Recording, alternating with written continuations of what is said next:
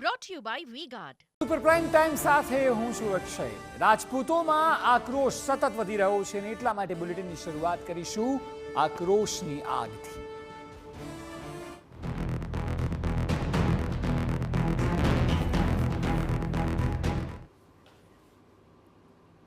રૂપાલાના વિરોધની આગ હવે ભાજપને ભડકે બાળી રહી છે। રૂપાલા બાદ હવે ક્ષત્રિય સમાજે સીધો ભાજપ સામે જ મોરચો માંડી દીધો છે। અમદાવાદના ગોતામાં મળેલી ક્ષત્રિય સંકલન સમિતિ બિનરાજકીય રીતે ભાજપ વિરોધ મતદાન કરવા સમાજને આહવાન કર્યું।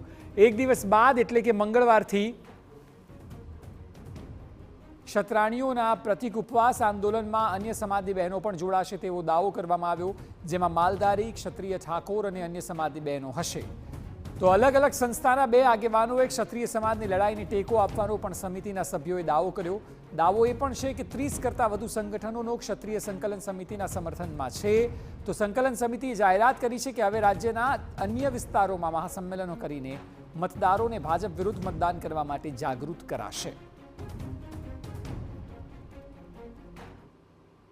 માધ્યમથી બિન રાજકીય રીતે સમગ્ર ક્ષત્રિય સમાજના મંચથી અમે પ્રજાને આહવાન કરવાના છીએ કે ભારતીય જનતા પાર્ટીના વિરુદ્ધમાં તમે મતદાન કરો, એ જ અમારો નિર્ધાર છે।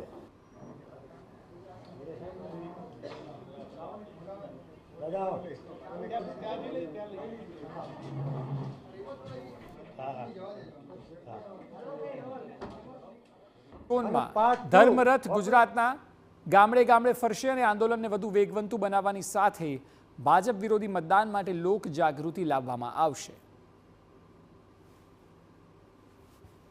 માઇક્રો પ્લાનિંગ થઈ ગયું છે અને 24 તારીખથી સમગ્ર ગુજરાતના જે આસ્થાના કેન્દ્રો છે ત્યાંથી ધર્મરથ શરૂ થશે।